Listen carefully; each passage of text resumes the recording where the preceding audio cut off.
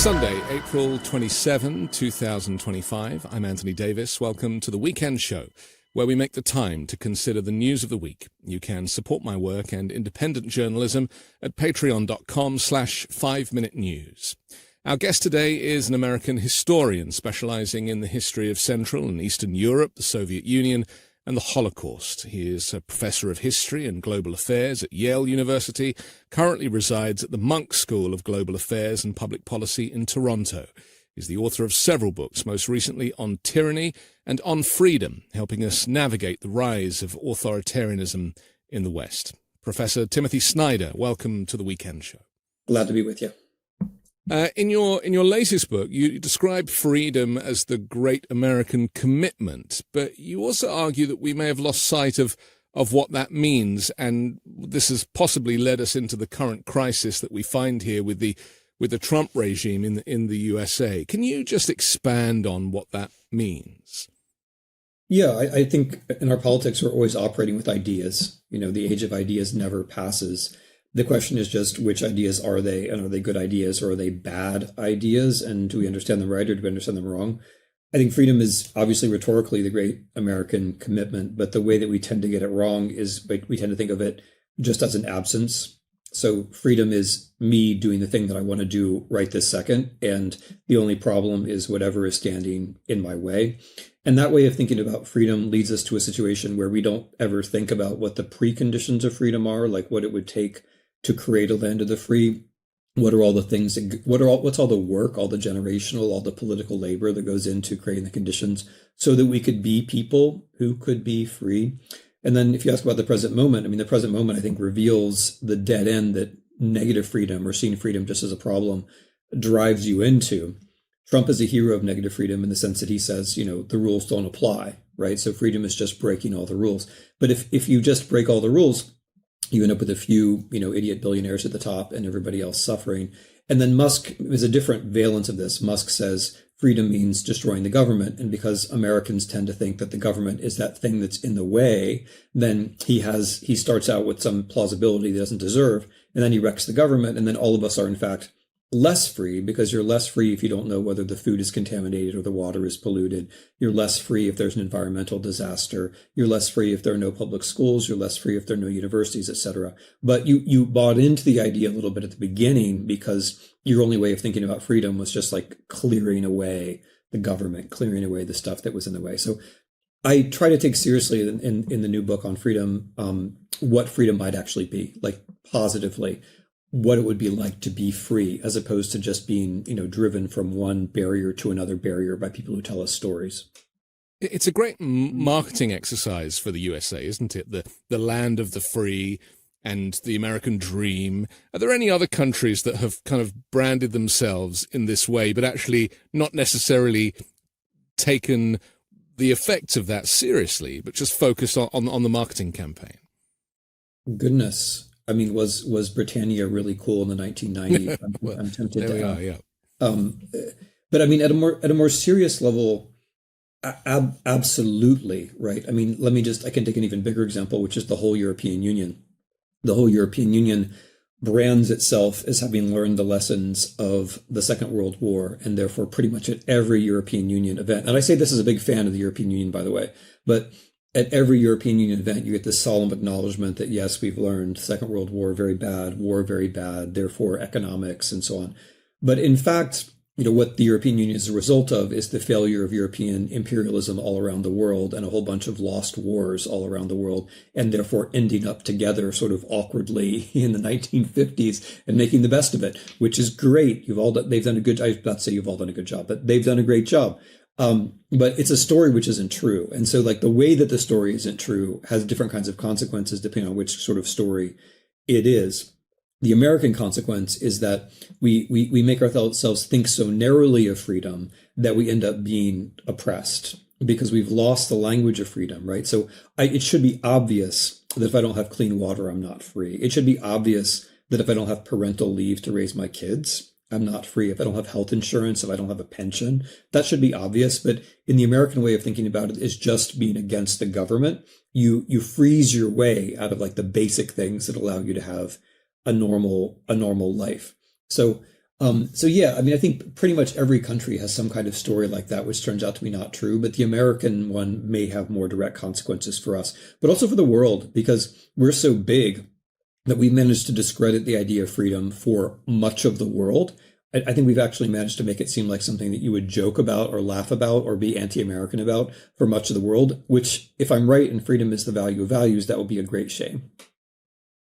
Freedom seems to have been dropped, though, from Trump's current marketing campaign for him and the MAGA Republicans. Patriotism has always been a thing, though, and now they're kind of referring to which people we want in this country, and we want great patriots. They often make these references, and obviously they're arguing that anybody who might be pro-Palestinian is not somebody that they want in the US. And we can talk about the deportations aspect a little bit later, but just in terms of this marketing exercise that is ongoing, there is a push to frighten people into submission. How much of it do you think is fear? I mean, is it fear itself that we should fear? I mean, Trump obviously has and his henchmen, they obviously have a plan here to scare people. Yeah, I'm gonna accept the premise. I'm going to point out though that the World Tariff Day was called Liberation Day. So right. Right. So at least at an Orwellian level, they haven't abandoned it. I mean, I think we really are in a kind of freedom is slavery, ignorance is strength, peace is war kind of moment. Like all three of those tick off pretty well when you consider our domestic and foreign policy. But yeah, I'll accept the premise of the question. It's not mainly about freedom, except in the sense of freedom from other people. And I want to say that there is a kind of developmental logic to this. If you make the case and win the argument that freedom is just negative, that freedom is just you against the government or against the outside world, it's a very plausible next step to say, okay, well, freedom is actually the freedom from the other people who you don't like. And the only purpose of government is to tell you who those people aren't. And so in that way, you get the kind of libertarianism to fascism transmission belt, which is otherwise so mysterious, but I think it's actually logically coherent. If freedom is just about being against an institution, what if that institution succeeds in telling you, oh, well, actually, you should be against some other people? And you say, okay, and then you pivot, and that's where we are right now. So the deportation stuff, they're not deporting more people than Obama. They're deporting fewer. They're not deporting more people than Biden. It's about the same so far. What they're doing is they're creating this ridiculous fascist pageantry, spectacle around it. And the idea there is obviously to create a sense of us and them, so that the most you're supposed to expect from the government is that it reassures you that you're us and that you're not them, and those things will not happen to you. Of course, the poignancy of that is that the fact that it can happen to them precisely means it can happen to you. And it's that edge of fear which allows the whole thing to work. For now, it's not happening to you. So you better stay on the good side of the government. You better be afraid. And so I think what you're saying is quite right. The moment that you accept fear as the currency of politics, that's legitimate, then you're in trouble. One of the things I liked about your book on tyranny, which I have here, and I try and pass on to my friends where possible to have them understand, is this is like a guidebook for navigating the rise of authoritarianism in the US. I mean, firstly, did you ever think you'd have to write this book? But secondly, did you purposely kind of write it in quite a simple, easy to digest fashion because you knew that so many Americans were going to have to read it? No, you're attributing to me all kinds of foresight that I definitely did not have. That's often the case with writing, isn't it? Yeah, I'm trying to be an honest author here. I wrote that book in a few days in late 2016, between Christmas and a few days after the New Year. I think I finished it something like January 5th or 6th of 2017.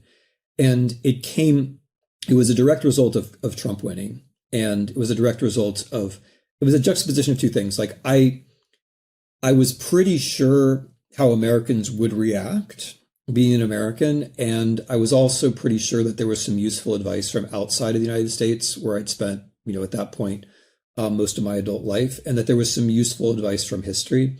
So my device was to take the terrain that I was comfortable on, which is the 1930s and 1940s in Europe, and to some extent resistance movements against authoritarianism in 21st century Europe, and apply things that I'd learned from that historically and personally to the US, and like give the Americans examples which seem to come from outside their country, which might allow them to recognize things inside the country. But as an American, I was pretty sure that in our naivete, because we are naive about a lot of things, in our naivete, we would think, well, it can't really happen here. And if it can't happen here, then no matter what I'm doing, I can't be making it happen here, right? Because it can't happen here.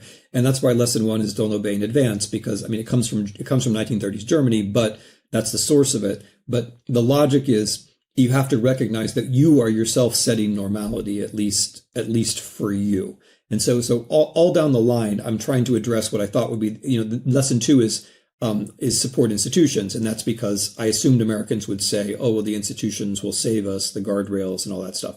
And of course, they don't save you. And if you think they're going to save you, then they precisely can't save you, because you've drawn a line between you and them. And you've said, oh, institutions, it's your job to save me. Whereas in fact, you have to partake in the institutions and so forth. Do you come across people, as I do, who are in abject denial that there is a kind of rise of fascism in the US? Because for as many people as I can have similar conversations with, there are just as many people who they won't hear of the comparisons with Nazi Germany. And I try and explain it's maybe 1932 or 1933 you need to be drawing the comparison with. Do you find that there are just people who just don't want to hear about the Hitler comparisons and everything else? Oh, I mean, I think the way to think about that is there were a lot of people in 1930s Germany that thought what was happening was just fine.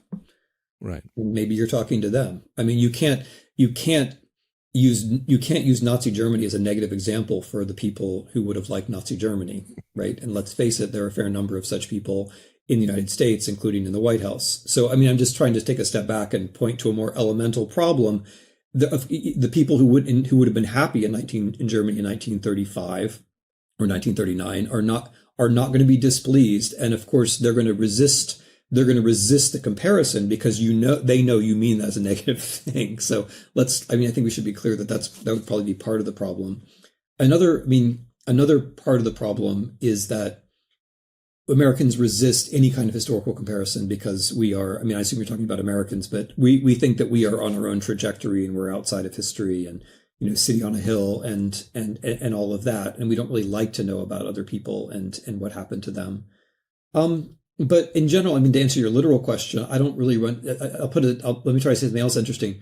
When you're outside of the US, I don't know anybody who has that problem. Yeah, it's the same with me, but that's a European, that's historical trauma, I guess, isn't it? Yeah, but it's also just clarity, right? Like if you're in Canada and people look at the US, they may not all use the word fascism, but the idea that that nothing significant is going on in the US is pretty absurd. Or if you're in Ukraine, like, the difference between now and a few weeks ago is pretty stark. There's not much room for denying it. Like if you're in Germany and the American vice president has turned up and said, oh, by the way, my friend's tech companies should run your national conversation so that the fascists can come to power. Like it's not in those situations, it's pretty clarifying, right? So I would just kind of say the real question is like, what mechanisms are there in the United States which prevent us from seeing what's actually going on? I think that's the real problem. Because the mechanisms, are you talking about the guardrails that have failed us? Because, there was a system in place to prevent this kind of rise of a fascist dictator, and they seem to have all fallen by the wayside, the separation of powers and everything else. And so now the US is kind of relying on the courts, half of which are skewed themselves, including at the supreme level. So we are running out of mechanisms to prevent this trajectory, aren't we? Well, let me try to take a step back again, and then I'll try to answer the question. So, some of it goes back to how we think about freedom. So, the founding fathers, to use that old-fashioned term, were in general quite concerned about inequality.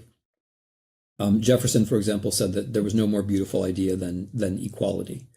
But in referring to the Constitution, you can't necessarily arm yourself with all of the instruments to make the case for equality, right? That an 18th century document, no matter how far-sighted in many ways, doesn't necessarily prepare you for a late 20th century or early 21st century world of wealth inequality, of, of corporations, of multinational corporations, of tax havens, and so on and so forth. So one of the things which has gone terribly wrong in my view is that the United States is just far too unequal in income, but especially in wealth. And the founding fathers, again, they were aware of that problem, right? They were aware that that could happen, but we don't have deep down built-in instruments to deal with that, especially psychologically and morally. Americans tend to think, well, if somebody's rich, how could that possibly be a problem? And they also tend to think, well, next Thursday, I'm going to be that rich too. So like everything's going to be fine. Whereas the founding fathers were perfectly aware of the arguments going back through the Renaissance to the classics about how democracy or republic is impossible if too few people have too much wealth. And another thing which has gone wrong has to do with like so that's one way of thinking about freedom incorrectly, in my view. Like for us to be free, there has to be a certain amount of opportunity for everybody. Another way that freedom has gone wrong is what we call free speech.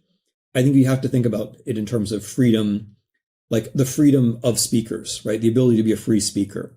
Do you have yourself the education, the resources, the self-confidence, the knowledge to speak freely? If not, there's been a failure of free speech. We've defined free speech basically as like, does an oligarch have 5 billion followers on his own social platform or not? Yeah. Right. And if not, then he goes to the Supreme Court. And so we've defined it in this incredibly narrow way, right? Is the government oppressing somebody who's wealthy enough that we have to take him seriously, as opposed to thinking about freedom of speech as something that has to be cultivated so that like every voice all around America has a chance to be heard. So these mistakes about freedom are also part of how we got to where we are. And I think we have to own them as mistakes if we're going to get out of this. As far as like the institutional constraints, I agree with you, but those institutions can only work so well as they're informed by, ideas, protests, resistance. Even the Supreme Court doesn't function, obviously, in a vacuum of ideas. There has to be like a sense of plausibility, possibility, futurity created by what people are doing around the country to help the Supreme Court. Not that this is a particularly easy one to help. It's not. And to help other institutions. And yeah, so I mean, I would say that these institutions, they've never, like, there's never been a moment when they were working as well as people want them to have worked. Like, there is no American golden, like, yeah, 1776, that's great, but we didn't exist as a country yet. Oh, the Constitution, that's fine, but slavery. Oh, the Civil War, that was our high moment. Yeah, but, it was the bloodiest war in the 19th century, and it was barely won. And 12 years after it, we pulled the army out and went back to authoritarianism in the South. Like, there isn't, okay, maybe the FDR, but like, there aren't that many points where you can say that things were really going well. Like maybe a few months in the middle of the 1960s, but there have been institutional problems all the way around. And so for me, I tend to think if we're going to get out of this, it's going to be because we establish something better, not because we go back to like a notion of how checks and balances were supposed to work. I mean, I want them to work, but we're going to have to aim for something better than what we had in the past. Because that is the problem, isn't it? That it was broken. The system was broken before. And so if Democrats are advocating for going back to normalcy, they're actually arguing to go back to a system that was flawed and unequal in the first place. So are you suggesting that Democrats need to, or some other party potentially need to reposition themselves with a new America on offer and with whoever leads that charge, make the case for something that is very different to what has gone before? Yeah, I mean, another way to make that point, and I try to do this in the Freedom book and some other books, is to talk about the politics of time. That the kind of authoritarianism that a Putin offers, or now a Trump offers, is only plausible when the future has been abolished. So if you can't imagine a better future for your family, for the country, then, okay, fine, we'll have a politics of us and them. We'll have wars abroad as distractions. We'll have gossip as entertainment. We'll all stare at screens the whole day. If the future's gone, then, okay, maybe you'll accept that. And so a big part of getting democracy back, or having a plausible sense of freedom, is to get the future back.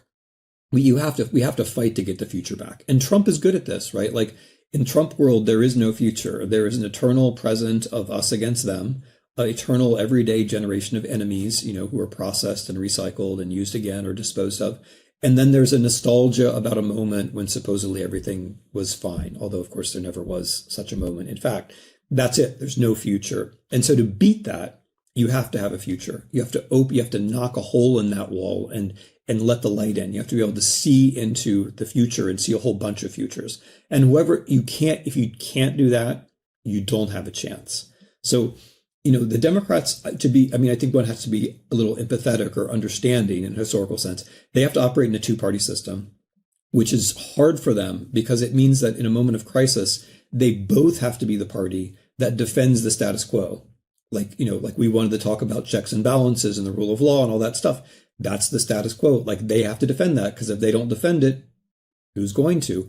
On the other hand, they also have to be the party which talks about the bright new future and how everything's going to be different and better, right? So in fairness to them, it is tough to do both things. That is the problem that the Social Democrats had in Germany in the 1920s and 1930s, right? Faced with Hitler, they had to both be the boring party of the Constitution and the rule of law, and they had to promise a better future, right? And that's one of the reasons why they failed. So I just want to be fair to the Democrats.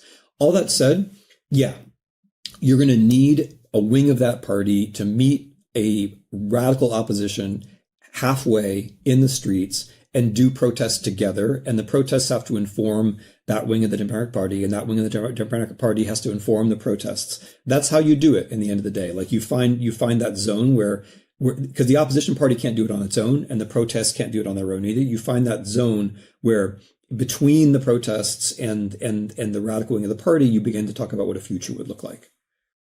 We have to take a quick break, but I want to come back and talk about the universities, Harvard suing the Trump administration, and a whole lot more. We'll do that next here on The Weekend Show. True Classic has one mission: to make sure guys look good and feel even better. They've nailed fit, feel, and price across your entire wardrobe. Not just t-shirts, but hoodies and jeans and activewear, everything you need to level up your everyday style.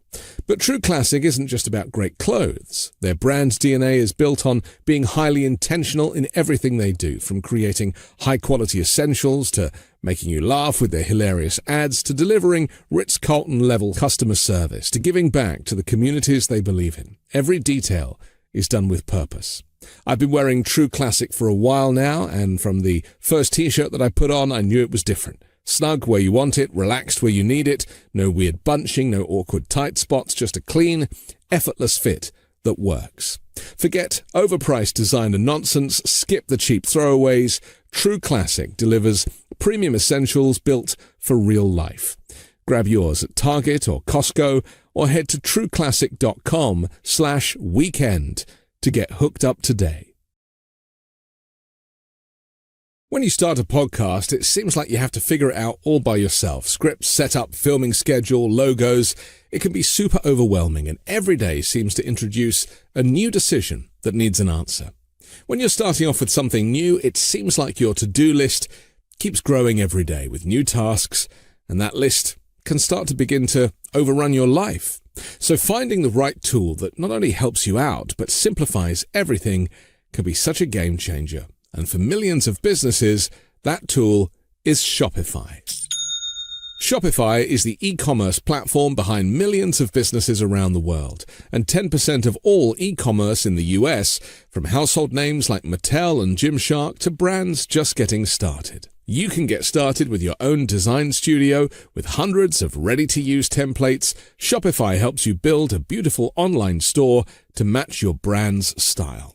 Accelerate your content creation. Shopify is packed with helpful AI tools that write product descriptions, page headlines, and even enhance your product photography. Get the word out like you have a marketing team behind you. Easily create email and social media campaigns wherever your customers are scrolling or strolling. And best yet, Shopify is your commerce expert with world-class expertise in everything from managing inventory to international shipping to processing returns and beyond. If you're ready to sell, you're ready for Shopify. Turn your big business idea into with Shopify on your side. Sign up for your $1 per month trial and start selling today at shopify.com/weekend. Go to shopify.com/weekend. Shopify.com/weekend. We're back on The Weekend Show with Timothy Snyder. I'm Anthony Davis. The I probably don't need to give you a whole bunch of questions about universities. I'm sure you have a whole lot of views about the situation that we find ourselves in. Firstly, with Colombia, of course, the protests and people like Mahmoud Khalil, for example, who've effectively deported under the terms of what he was pro-Palestinian and trying to organize. This loss of free speech on campus is obviously a major issue. Some universities have buckled. Others, as we've heard this week, like Harvard, have decided to stand up for the rights of their students and actually sue the Trump administration. Where do you stand on this? Well, I mean, my view is that universities are there so that we can have freedom as a country. Universities are the place where people not only learn how to question, but they have the time and the ability to learn with what they are going to question. So they can't just be not just against things and have that general sense of unease that comes with youth, but also have an idea what they're going to be for. And that takes place in the classroom. And I've been really happy, in my career to have thousands of really good students whom I've taught and from whom I've learned. But it also takes place during those 3 or 4 or 5 years when young people are relatively free. And among the things, there's this whole like parody of a joke of a campaign about free speech on campus. I mean, sure, I could tick off problems of free speech on campus. My classroom was actually interrupted by actual communists twice, which I think is probably not true of any of the right-wing people who talk about this stuff so much. But like compared to the real world, right? Compared to the workplace, compared to the most of the rest of the ways that these kids are going to spend their lives, campus is where they are free. And that's why campus is targeted, right? And protests in particular. We should all be protesting. Everybody should be protesting. I mean, it's a First Amendment right, but also you should just be doing it because if you're in favor of something, you should be acting in favor of that something. And historically, campuses are a very important place for that to happen. So, I mean, my analysis of what's happened is that regardless of what one thinks about Israel-Palestine, and there are many reasonable views one can hold, it's wrong to take any issue and say, this is the issue which is so important that we're going to use it to ban protest on campus. Because if you ban protest on campus, then you're setting the stage for banning protest generally. You're associating protest with criminality. And that's what happened in 2024. And that set us up for a bad 2025 because it makes it harder for people to protest on campus. And in general, I mean, what else do I think? I think the whole anti-Semitism thing is ridiculous and a sham, and it discredits the term. The idea that anybody in the history of the world is going to, in order to protect Jews, is going to shut down universities is just ridiculous. Like, that is not a thing that happens. If you're going after universities, that means you are going after Jews. It's pretty much as simple as that. I'm not saying that there are no anti-Semitic people doing anti-Semitic things in universities or in the world. Of course there are. I'm not even saying anti-Semitism is not a growing problem. It definitely is. But the idea that the heartland of anti-Semitism is the university is absurd. The idea that actual American anti-Semites look at the news and they say, oh yes, the federal government has gone after Colombia. They've struck a blow against us. I mean, that's just grotesque, right? For an actual anti-Semite, Colombia means New York. Colombia means Jews, right? Like, it's just all dumb. And the media, I think the media has made a big mistake in even just accepting that framing that this somehow had to do with combating anti-Semitism. It doesn't. It's about fomenting anti-Semitism. When you say that we're doing this because the Jews made us do it, right? You're fomenting anti-Semitism. When you deport Muslims and others who haven't committed any crimes, you're provoking something. You're provoking something very bad. So that's basically my view on what's happening. The universities, Harvard is right to sue. The universities are right to get together. That's what I've been trying to advocate from the very beginning. They have to work together because otherwise they'll be picked off one after the other. And Harvard is absolutely right to go on the offensive because the stuff the federal government is doing is breach of contract on their side. It's illegal on their side. They're violating all kinds of laws in order to do this. And we should take the time to point that out. So yes, that's my view. What about the fact that Trump is blurring the line between support for Palestinians and support for Hamas? That is, again, something that the media hasn't really jumped on. And yet, claiming that somebody who set up a pro-Palestinian demonstration is actually pro-Hamas with no evidence. I mean, that's pretty tough for people, isn't it? Well, it's a basic violation of the principle on which this country was supposed to be built, namely that we are all individuals. So if I'm an American and that means I have to be, that means I'm responsible for the Iraq War, or I'm an American and therefore I'm responsible for Trump deporting people illegally to El Salvador, right? Or I'm an American, therefore I'm responsible for us overturning governments in Latin America, right? That's not the way that the rule of law works. The whole point of the rule of law is that you have rights and responsibilities which are defined individually, and so that game that they're playing where they say, okay, this person looks differently than you, so maybe he's a Palestinian, and if he's a Palestinian, then maybe he supports Hamas, and if he supports Hamas, then maybe he's a terrorist, and if he's a terrorist, then maybe he's not deserving of due process, right? And that thing that I just did in 10 seconds, they do in like 3 seconds. And so you shift immediately from a rule of law framework into a state of exception framework, which is a fascist framework. And I think it should be called out as such. The moment that you're taking individuals and you are not just oppressing them, but you are publicly terrorizing them, right? So the way that they're doing this with ICE, they could just, it would be wrong for them to just take the visas away and send an email. But they're not just taking the visas away. They're taking the visas away and not sending an email so that these people can be grabbed on the streets, so that ICE has the opportunity to have videos made, right? And that's a deliberate act of terror. So, it's not too much to say that this administration claims to be fighting terrorism, which is what the Hamas invocation is supposed to, it's supposed to be us against the terrorists. They claim to be fighting terrorism, but what they are in fact doing is they're spreading terror.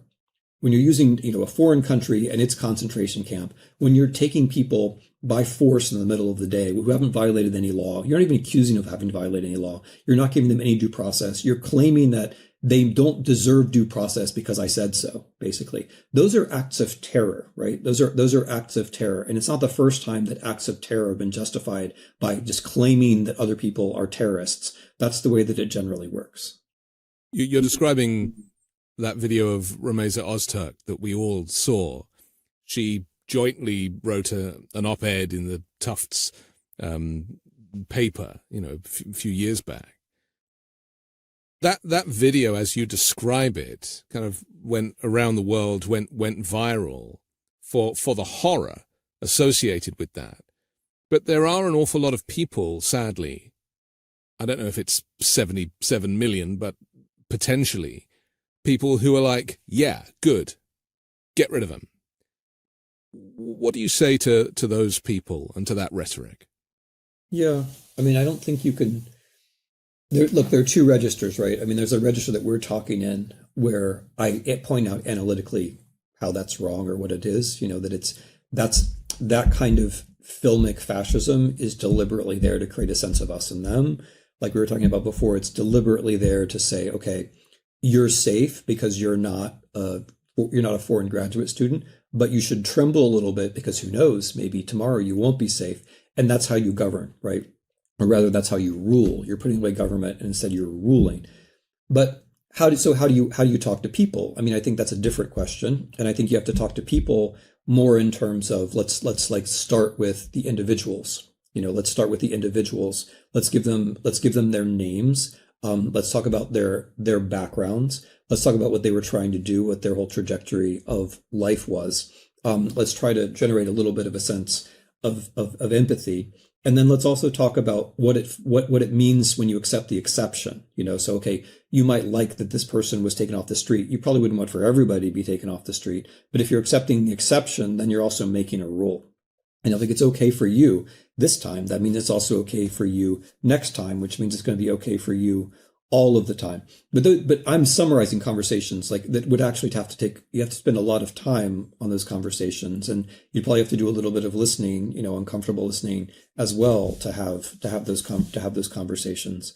But it's also an opportunity, right? It's an opportunity to talk about what the country actually is for, because going back to your first question about the checks and balances, the inspiring part of the history of this country is taking this notion of personal liberty, which goes way back, but taking it and making it ever more legal, making it ever more ramified, making it ever richer. But in the end, it all comes down to the notion that we have a certain dignity. And in my view of freedom, that dignity should be allowed to flourish, but also that dignity has to be recognized. And if we don't recognize dignity, then we're not a land of the free, right? So if a young woman can't walk down the streets of Boston, Massachusetts without masked people taking her stuff and putting her in the back of a car, then we're not recognizing her dignity. And the moment we're not recognizing her dignity, we're also saying, well, we're the kinds of people whose dignity we don't ourselves recognize, right? We're not the kinds of people who are taking part in that grand, risky tradition of talking about freedom and trying to make it ever more legal and ever more real in society. We're something else. We're doing something else. A lot of Jewish conservatives voted for Donald Trump. Their argument, as I understand it, is that he's great for Israel. How do you decipher that? To me, there's it's almost as if people have had to suspend their allegiance in one way in order to support him in another. And do you think those people, in light of recent events, are having buyer's remorse? I mean, I'm not a conservative Jew who voted for Donald Trump, so my capacity for describing the psychological twists and turns of all that is limited. I mean, I would just instead try to kind of break the links of that chain a little bit. The idea that Trump is good for Israel is supposed to mean that Trump, what does it mean he's good for Israel? It means that he's good for a certain version of Israel. And then the question is, and then I think you have to ask the question, is that the right version of Israel? Or more basically, is that the only version of Israel, right? Like, is the Netanyahu order the only possible Israel we can have, right?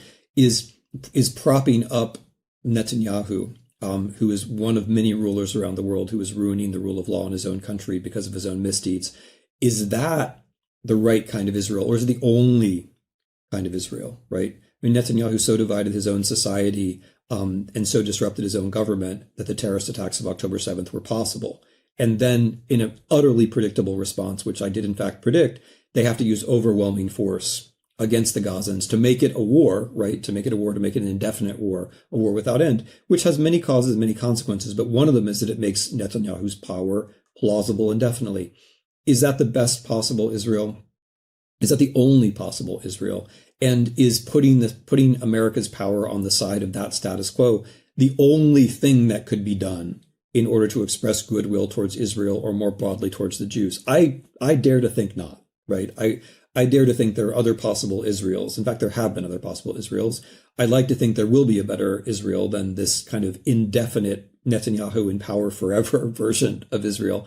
And also, I dare to think that there's a difference between preserving a particular set of Israeli rulers and the good of Jewish people generally, right? And and I'm not alone in that.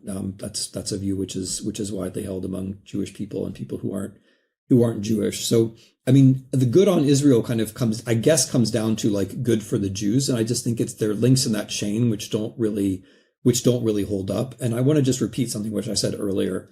I am firmly convinced that this attack on the universities is anti-Semitic, that it's directly anti-Semitic, and that the faster people realize that, the more useful this is going to be. And that the fact that that they use the word anti-Semitism to justify attacking universities, that is itself in a very deep way bad for Jews, because it takes anti-Semitism, which is a real problem in the real world and one that is getting worse, and turns it into a bureaucratic instrument by the federal government to disrupt higher education. In other words, it denudes it of meaning and it trivializes it. And that is a very bad thing, I think, for pretty much anybody who, is concerned about the future of Jews. Trivializing anti-Semitism, weaponizing it is not even the right word. It's trivializing it. They don't need to weaponize it. They're attacking the universities anyway. What they're doing is they're using the occasion of attacking the universities, which is something they want to do anyway, to also trivialize anti-Semitism while they're doing it. And both of those things are bad. There's also the desire potentially to to disband the educated. So shutting down the Department of Education at a kind of elementary level, but also going after the universities. I mean, this is a theme of dictatorships, isn't it? Is to try and have your citizens as uneducated as possible, and therefore they will be more compliant. Do you think there is a connection there? Yeah, no, absolutely. I mean, I think one could have a whole conversation about that. I think that what you've done is just a wonderful piece of contextualization, because you're talking to a university professor, and so I can get all excited about the universities, but that's only really a piece of the whole story. I think there are at least two other very big pieces, probably a bigger piece, and one which precedes Trump, but which is being accelerated under the present Secretary of Education, is the privatization of public schools. So much more important than Ivy League schools, obviously Ivy League universities is the American public school system. And the American public school system is the engine of meritocracy, or was, always has been anyway. And what they've done is, and again, this is a misuse of the idea of freedom. They've taken the idea of freedom to mean that what should in fact happen is that everybody should pay taxes, so that, I'm simplifying a little bit, not much. Everybody should pay taxes, but instead of getting good public schools, those taxes should allow richer people to have a discount on tuition for private schools, which is basically what it comes down to. So in school districts like the ones where I'm from, or where my family is from in Ohio, they've all got, it's sad to say, but it's sad to say, I hate to say this so directly, but the schools have all gotten worse. And a lot of kids have been pulled out of the system and are being educated by parents, which is not, again, sad to say, not generally a good idea. Like, I'm a pretty well-educated parent, and I don't think that I should be responsible for the education of my children. And the public schools are now, like, they don't have, they're dropping phys ed, art, music, and then in the next wave they drop foreign languages, English, until you get down to a situation where it's clear that the public school system is basically becoming like low-level tech prep for people who are not supposed to have the American dream, right? They're supposed to be stuck where they are forever. And that's not a side effect. That's the object of policy. They're not supposed to see anything else that could happen to them. And meanwhile, the people who already have money and can send their kids to private schools, those kids maybe have some chance of social mobility, or at least staying where they are. So the socioeconomic picture is that they're trying to freeze into place the existing economic order. So whoever is wealthy now is going to be okay, but if you're not, no upward mobility for you forever. And the third piece of it, after the universities and the public schools, is science. So, I mean, the United States becomes a superpower by borrowing other people's scientists, by having universities, by having national labs, by having freedom of inquiry. And all of those things are now under attack. And it's not just science as an institution, it's also science as a way of seeing the world. When we have these prominent people who are not just of such capacious ignorance, but of such demonstrable ability to say things that are anti-scientific at the top of the government, that has an effect on everybody else. So we're pushing ourselves towards a society where, it's not just the universities, it's learning itself and science itself, right? So it's what they're engaged in, as I see it, and I haven't had time to write about it, but this is how I see it, is a process of de-enlightenment. They're trying to take the society and they're trying to take reason out of it, and the possibility that comes with reason, the possibility for human change that comes with reason. They're trying to remove that. And if we reference Project 2025, 900 pages of this kind of mandate for leadership, there's also a religious kind of element to this too, is that by removing the education and replacing it with some kind of Christian nationalist education, and putting religion either back into schools or, as is currently happening, teaching people at home and homeschooling children to become Christian soldiers for Trump, maybe. Yeah, I mean, personally, I think the freedom of religion is very important, and I think it's very important for us to take religion seriously as a fact of people's lives.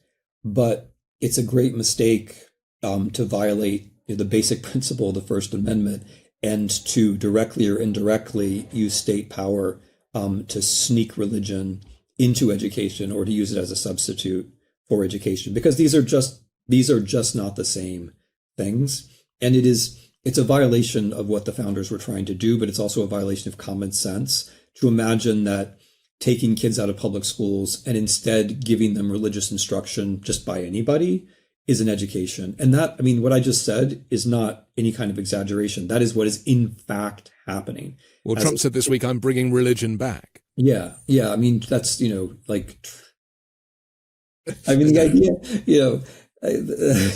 the idea, I mean, like, that's the easy point to make is that, what kind of Christians are these people? But that point is so easy, I'm not even going to make it. The institutional point is that, like, everybody has the right to adhere to religion, and that's really important. And issues of faith are really important. But what nobody has the right to do is to deny children the possibility of learning and take that time away from them and replace it with some adult sense of religion. That's what nobody has the right to do. And that is what is happening day by day. At the level of the states, it's becoming easier and easier to do stuff like have buses come to public schools, take kids away, drive them to a church or even somebody's house, like play some kind of game, which is of zero educational value, and then take them back to school. And you're basically just denying these kids their right to learn. To learn in the ages when they can learn, when they're young. You're taking those hours away from them. You're taking their social mobility away from them. And it's, in the name of religion, which I find very sad.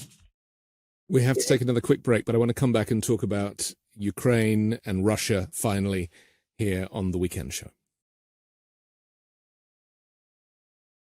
If you have concerns about the symptoms of aging, maybe some signs such as poor sleep, lack of energy, stiff joints, or anything else, how important is staying young to you? Well, I'm excited to share with you C15 from Fatty 15, the first essential fatty acid to be discovered in more than 90 years. It's an incredible scientific breakthrough to support our long-term health and wellness, and you guessed it, aging and longevity. Fatty 15 co-founder Dr. Stephanie Venn Watson discovered the benefits of C15 while working with the US Navy to continually improve the health and well-being of aging dolphins. Based on over 100 studies, we now know that C15 strengthens our cells and is a key longevity-enhancing nutrient, which helps slow biological aging at the cellular level. In fact, when our cells don't have enough C15, they become fragile and age faster. And when our cells age, our bodies age too. Fatty 15 is a science-backed, award-winning, vegan, patented, 100% pure C15 supplement. It's vegan-friendly, free of flavors, fillers, allergens, or preservatives.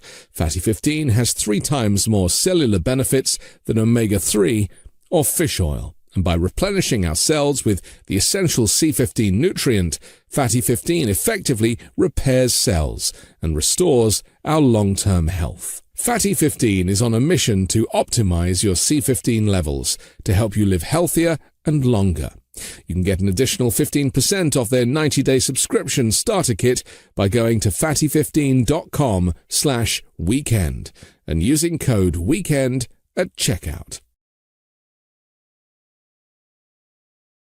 We're back on the Weekend Show with Professor Timothy Snyder.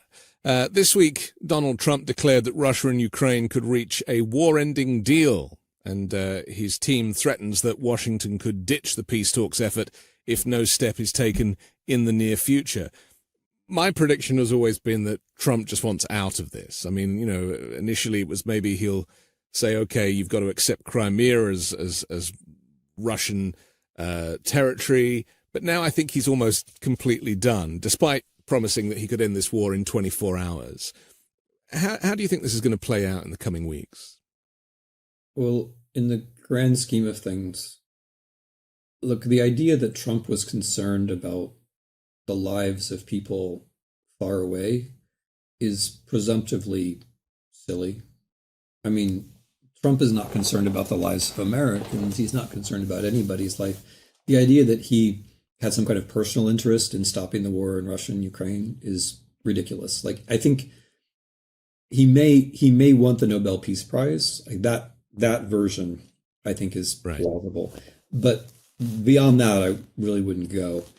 The second thing, which is a constant here, aside from Trump's indifference to human life, is Trump's subordination to Vladimir Putin. That's been, in one form or another, absolutely clear for 10 years. And it's one of the problems of American political discourse that Trump has managed to frighten people, by saying hoax, hoax, hoax, so that we don't, nobody attends to, or almost nobody attends to the very large body of research by quite a few serious people on this question. It's, one can come to somewhat different conclusions about it, but there's never really been a case in American history where a prominent American has been so submissive vis-a-vis a foreign leader. That just hasn't really existed. And wherever it came from, and I've got my ideas, it's I think, an indisputable phenomenon. And that has meant predictably, right? That has meant predictably that the Trump administration has been unable to exercise any leverage on Russia. And that makes it impossible for them. I mean, they may get to some kind of ceasefire, nominally, but it makes it impossible for them to craft anything like a peace, because to get to a peace, you have to create a situation where the aggressor not only stops fighting, but doesn't see the point in doing it next week or next year. And a peace also contains an ethical element. You can't really get to peace by telling the aggressor that the aggressor did the right thing, and by blaming the defender for defending themselves, which has been the main line of how Trump has approached Russia and Ukraine. Witkoff goes to, sorry, I pronounced his name in Russian. Witkoff goes to Moscow and says, puts his hand on his heart and repeats these like unbelievably naive stories about how Putin went to church and prayed for Trump's life. I mean, like, I want to believe that he doesn't believe that, because the level of credulousness that would be required, I would prefer that he be deceiving us all than to actually believe that, because I just don't like to think that humans could be, that credulous. But either way, like calling Putin Trump's friend, like that abuses that, like the whole notion of friendship is just so abused and tarnished by claims like that. But if you're going to get Russia, if you're going to get to peace, you had to be able to say, okay, Russia, you're going to lose A, B, and C. And they can't do that. Instead, they concede to Russia that Russia should have normal diplomatic relations with the US. They concede to Russia that Ukraine shouldn't join NATO. They concede to Russia that Russia should have some territorial gains. They concede to Russia all the moral stuff, which is very, very important.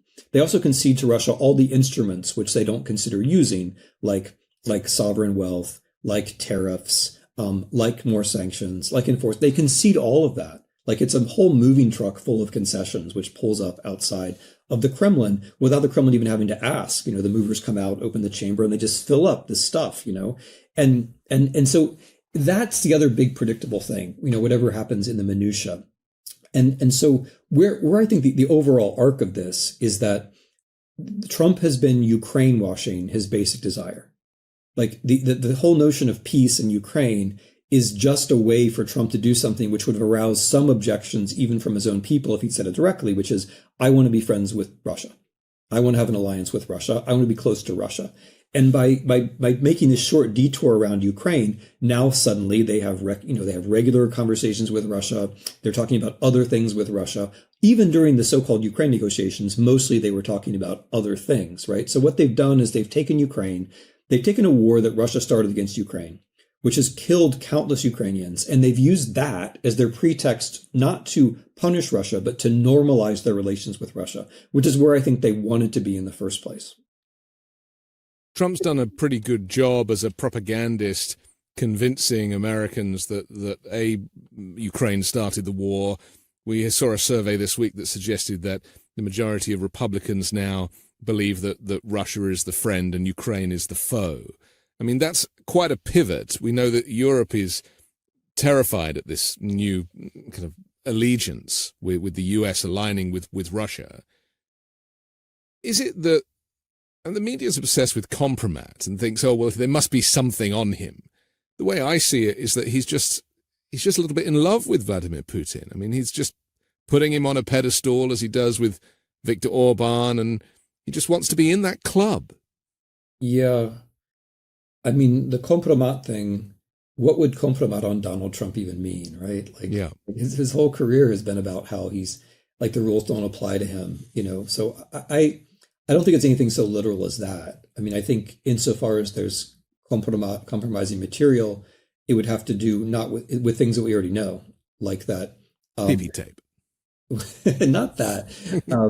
The things we already know, like that Trump is not actually a successful businessman, right.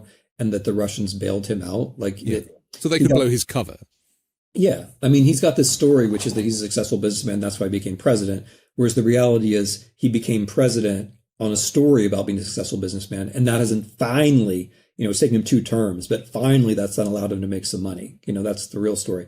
And the Russian part of his biography is about the Russians giving him free money on the promise that one day there'd be a building that his name would be on, and there's no building, right? But they paid him the licensing. That's where Russia comes into his story, and many other places too. I mean, they really did help him in 2016, and they tried to help him in the other 2 presidential elections as well.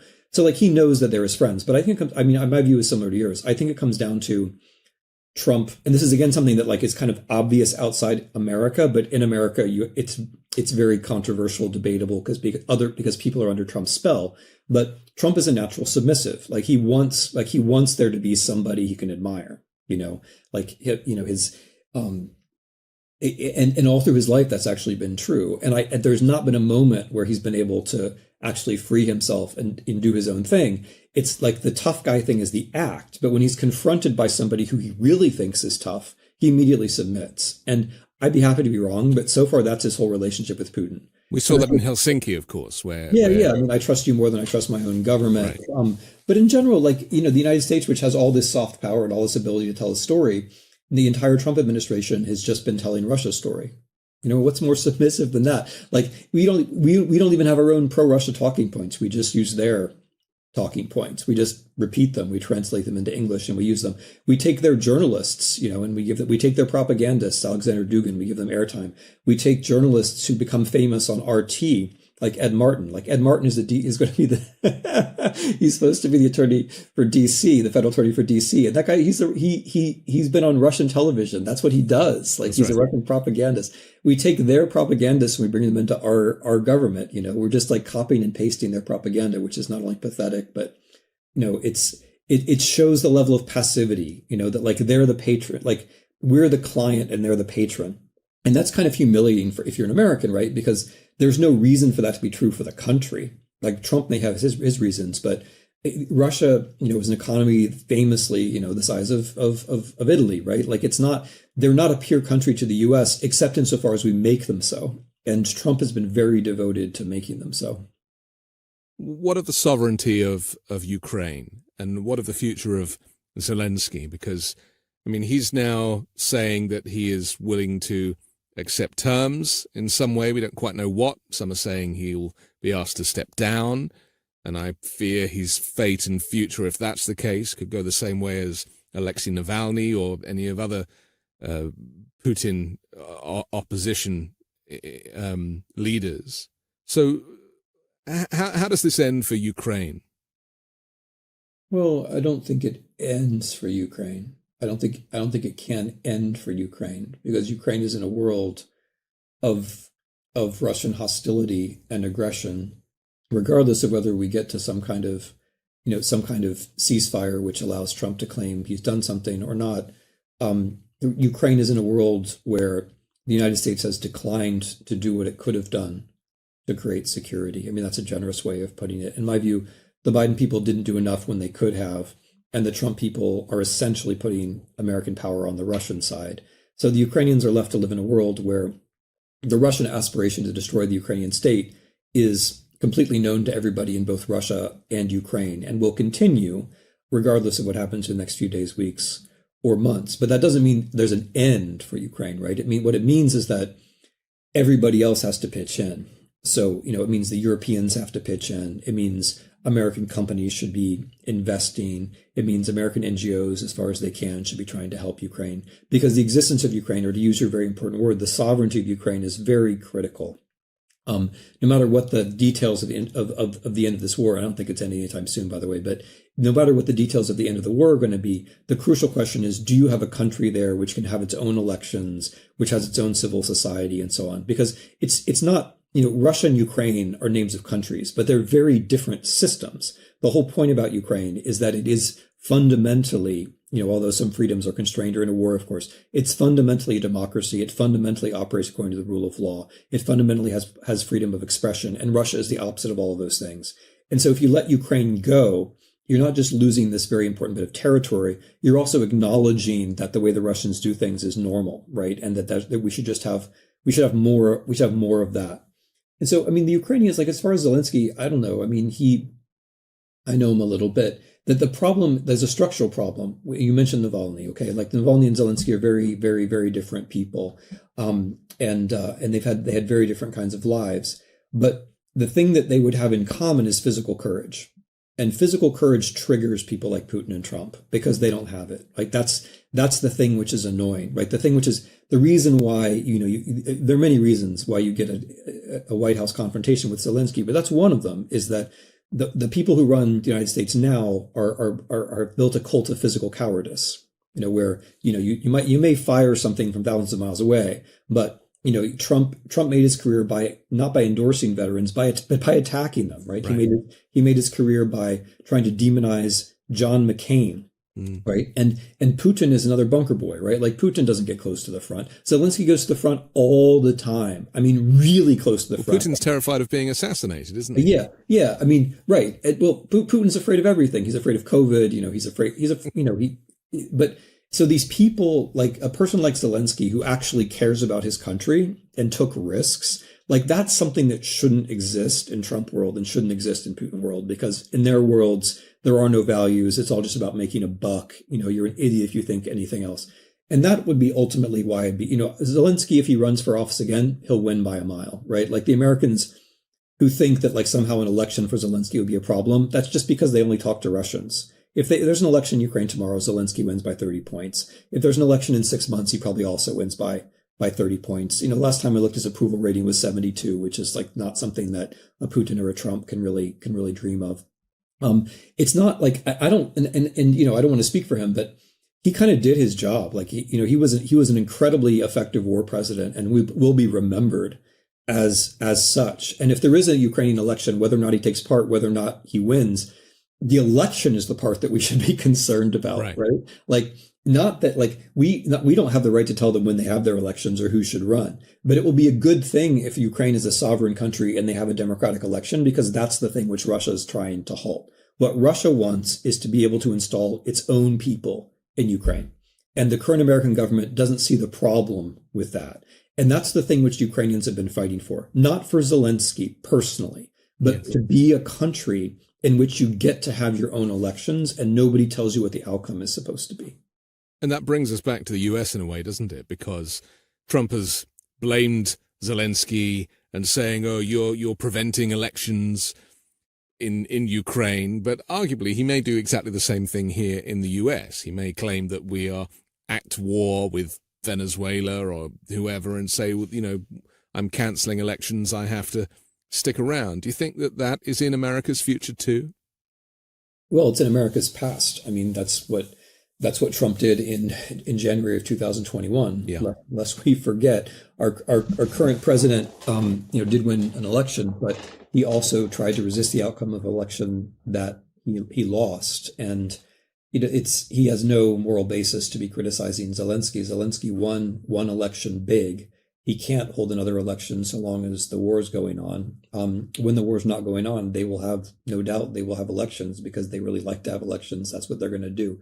So no, it's hypocritical on Trump's part, but it's also just wrong as an analysis of Ukraine. And yeah, I mean, it's more hypocritical, as you say, because Trump keeps talking about a third term, and right. And they keep trying to legitimize the idea of a third term. So yeah, the criticism. I mean, I almost feel bad talking about it. It's so distasteful. Zelensky was elected in 2019. Nobody really expected that he was going to. I mean, I remember these conversations very clearly from February of 2022. Nobody in America thought he was going to stay. Nobody in Russia thought he was going to stay. The Russians sent team after team of assassins to try to kill him. He stayed anyway, right? He stayed anyway. And I think like that alone should elevate him above the criticisms of people like Trump or people like Putin. I think that they are just in different moral worlds, and we ought to try to keep them there. Finally, the relationship between the US and Canada is an interesting one, isn't it? And ironically, there seems to be a lot more support now for Mark Carney in a future election because of Trump claiming that Canada should be the 51st state and referring to Justin Trudeau as governor and all of the abuse that Canada has suffered in recent months. you relocated from the US to Canada with your wife and family, and also your colleague to take up this position. I thought you were going to say my cat. All right, yeah, and potentially your pets too. But this, a lot of people are kind of jealous that you had that opportunity, I think, in this moment. How do you think the relationship between the US and Canada is going to play out in the coming weeks? And will Mark Carney be successful as a result of that relationship? I mean, in my own case, I mean, you're setting it up kind of more elegantly than actually is the case. The colleague you're referring to, Jason Stanley, is decided, sort of a year later. I've been in Canada since August, and Yale very nicely gave me a year to think about it, and I have thought about it. But the things that I was thinking about had to do with my family and time of life things.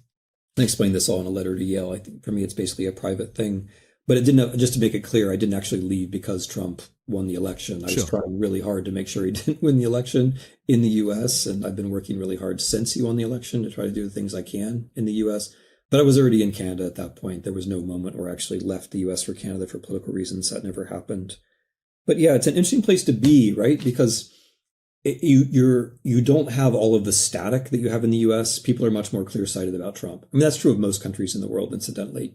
You lose a lot less time talking about Trump. You can get kind of right to the meat, as we've been doing, of what the tactics are and what the ideas are, because there just aren't that many people around in Toronto who are going to say, well, let's give Trump the benefit of the doubt about this. Well, you also have a free press as well, as do other countries.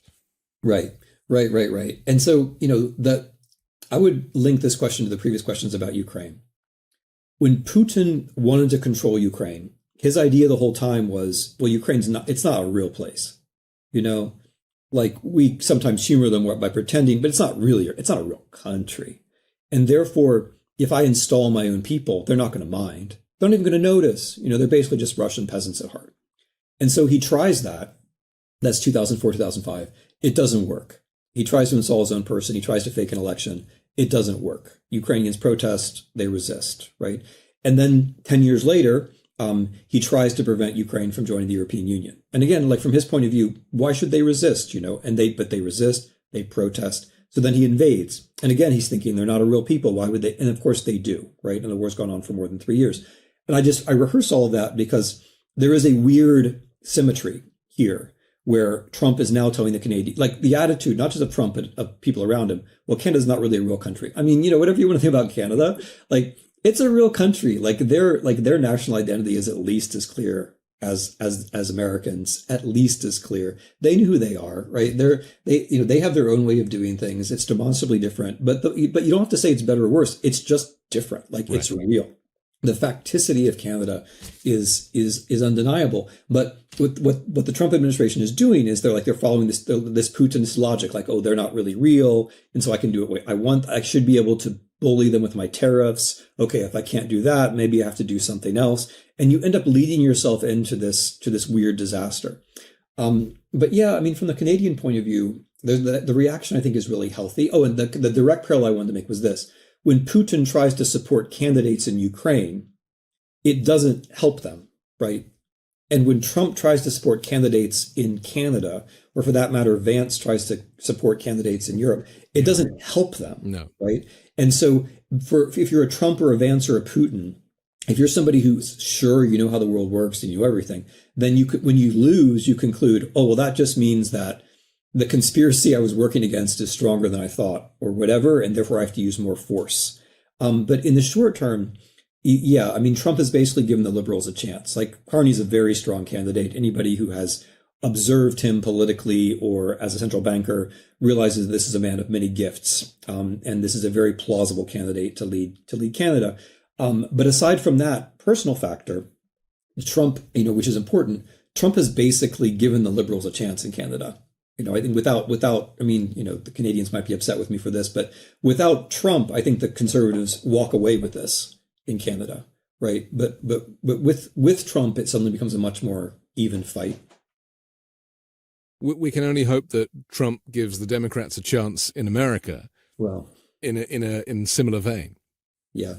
Well, it won't be the Democrats. It'll be the people. and it'll be the people reaching out to the opposition, and it'll be something new. Okay. We have to finish, but I'm so grateful to you for your expertise. Professor Timothy Snyder, thank you for joining The Weekend Show. Very glad we could do it. Really glad. I'm Anthony Davis. Don't forget to support me and independent journalism at patreon.com/5Minute News or by joining the 5 Minute News YouTube channel. And I'll come back next Sunday with a brand new special guest and more factual news to discuss on the 5 Minute News Weekend Show with Midas Touch.